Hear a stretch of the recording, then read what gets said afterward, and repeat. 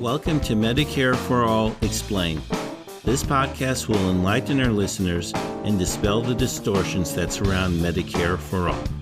Medicare for All Explained is produced in collaboration with Physicians for a National Health Program and is hosted and produced by Joe Sparks. I'm your host, Joe Sparks.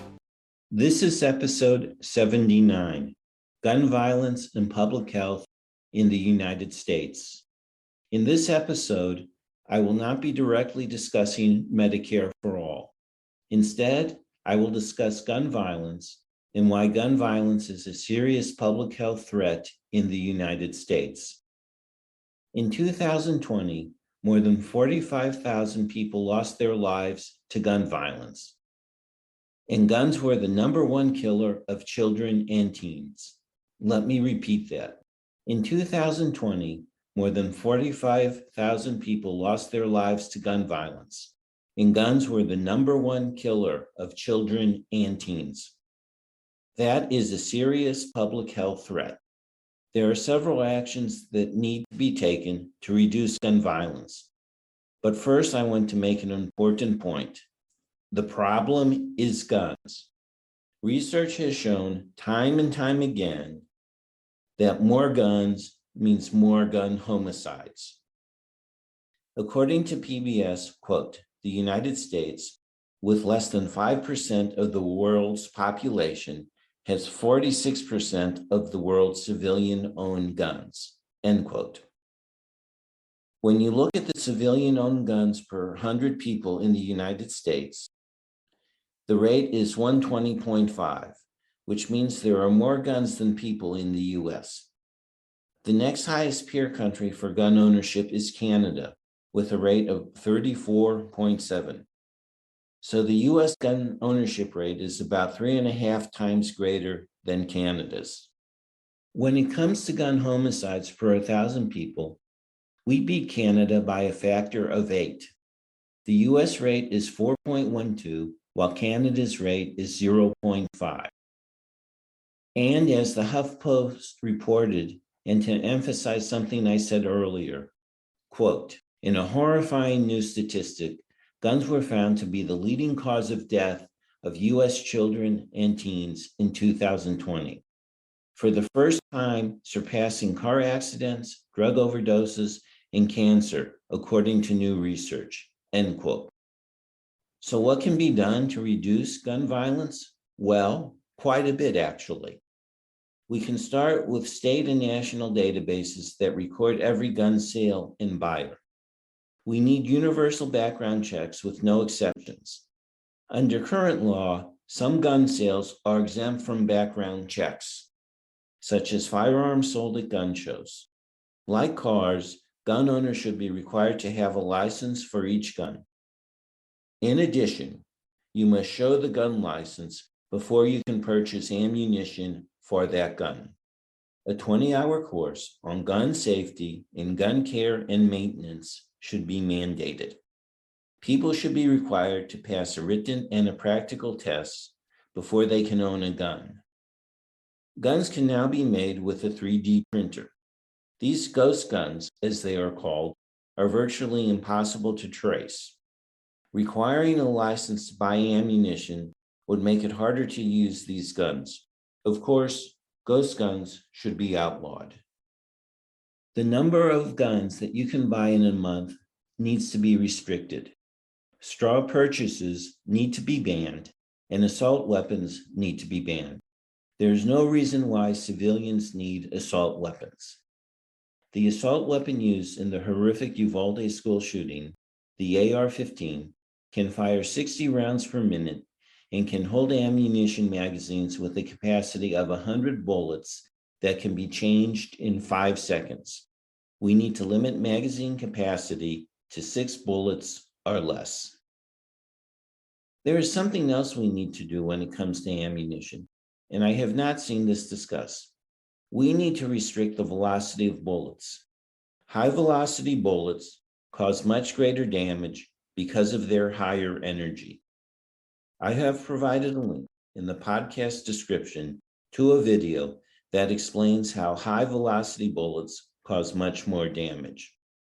Obviously, gun ownership should be forbidden for convicted felons, people with a history of mental illness, and a history of domestic violence. We also need red flag laws so that if people who own guns are accused of domestic violence, the guns are taken away. If the charge proves invalid, the guns can be returned. We also need a 72-hour waiting period for guns. There are at least two reasons for this. First, if a person is angry and they decide they want to shoot people, there's a chance that they may cool off after waiting a few days. The second reason has to do with suicides. I mentioned earlier that there were more than 45,000 gun deaths in 2020. More than half of those deaths, 54%, are suicides. Guns are especially fatal when it comes to suicide. Suicides with a firearm are fatal 90% of the time, while overall acts of suicide are fatal 8.5% of the time.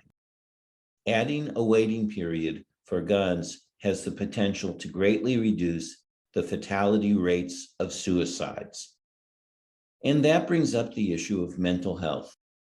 Whenever there is a mass shooting, some gun proponents will claim that we need better mental health treatment. That is certainly true. I have done 2 podcasts about how hard it can be to get mental health treatment and how health insurance companies work to deny care for treating mental health. That being said, I am enraged by the fact that some of our politicians only seem to care about mental health so that gun sales stay high. I want to address a second point. The Second Amendment of the Constitution does not provide an individual right to own guns. Yes, I know the Supreme Court ruled otherwise in District of Columbia v. Heller. That decision shot a large hole in the Constitution. And yes, that pun was intended. In 1991, former conservative Supreme Court Justice Warren Burger had this comment on the Second Amendment providing an individual right to own a gun. Quote, "This has been the subject of one of the greatest pieces of fraud, I repeat the word fraud, on the American public by special interest groups that I have ever seen in my lifetime." End quote. At the time the Second Amendment was written, the U.S. did not have a standing army. The amendment was written so that the country could quickly raise a militia to defend itself. As linguist and Columbia University professor John McWhorter recently wrote, quote, "A lawyer, I'm not, but as a linguist, I have been especially appalled at the way various interpretations of the Second Amendment have been used to justify this inaction, particularly in the wake of the Supreme Court's 2008 holding in District of Columbia v. Heller, in which Justice Antonin Scalia said that bearing arms simply means carrying weapons, a contorted interpretation of the founders' words. In its entirety, the Second Amendment reads, "A well-regulated militia being necessary to the security of a free state, the right of the people to keep and bear arms shall not be infringed." Of the phrase, "keep and bear arms," Scalia wrote that the court found no evidence that it bore a military meaning. But as the legal language scholar Neil Goldfarb explained, that the court's interpretation failed to reflect how bear and arms were actually used in the late 18th century, and that when the Constitution was written, a phrase akin to the right to bear arms was most likely understood as conveying its idiomatic military sense and, in particular, as meaning the right to serve in the militia, not a mere description of someone taking a weapon in hand. This is how idioms work, including ones with the verb bear. To bear a child is not to literally carry it in one's arms. That the founders were referring to a kind of military service is also indicated quite explicitly in the very opening reference to a well-regulated militia. The keep in keep and bear would have referred to harboring the weapons at home, as opposed to in an armory, in order to use them within a militia, end quote. In one way, the debate over guns and Medicare for all are similar. In both cases, you have special interests that spread false information to keep profits by maintaining the status quo. And in both cases, the status quo is a public health threat that causes great harm, suffering, and death. I doubt that we will ever totally end gun deaths, but the actions I have mentioned in this episode can significantly reduce the death toll from guns. I don't claim this is a complete list. However, we need to take serious action to reduce the public health threat posed by gun violence, and my proposals are a start. Thank you for listening. You have been listening to Medicare for All Explained. Remember to tell your family, friends, and colleagues about this podcast. Information about Medicare for All Explained can be found at our website, medicareforallexplained.org. The music for this show is Super Bubbly by Jesse Spillane. The logo was created by Lily Sparks. Thank you for listening.